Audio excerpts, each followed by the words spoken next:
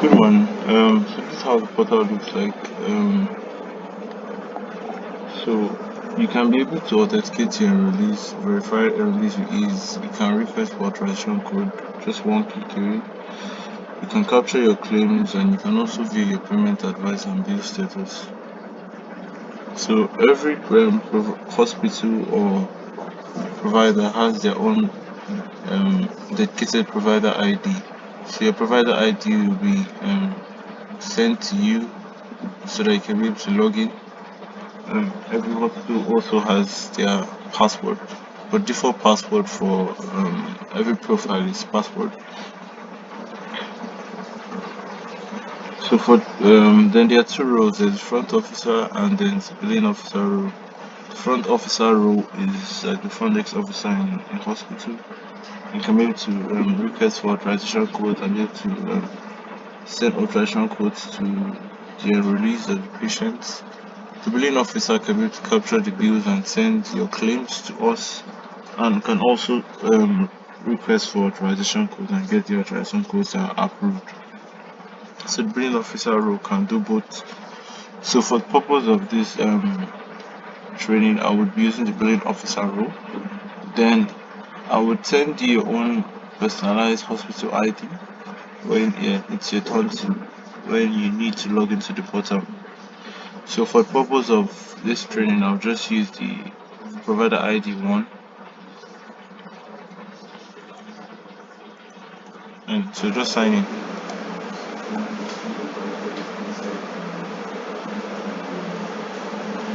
So when you come in, you would have seen welcome, your name of your hospital. So this is how the dashboard of the portal looks like. So it's also very important to note that you're supposed to send your bills within 3 months of encounter. It's a very important note. So if you attend to a release um, in March, you're supposed to send your bills within March, April, May. Latest in June, your bills should be sent. So uh, another advantage you can do through this portal is that you can be capturing your bills as a release come. I will trigger that in due course. So this is the dashboard, just the general information of release. Um, Show you number of release, show you rating. This would be more effective when in private lives. Tariff compliance. Tariff compliance is how your bills um comply with the for example with NHS, they comply with the NHS bill. It also show you number of monthly visits. So let's just go straight into it. So the very first thing you can do, okay, well, the very first thing you should do is when you log into your portal, you should go to settings.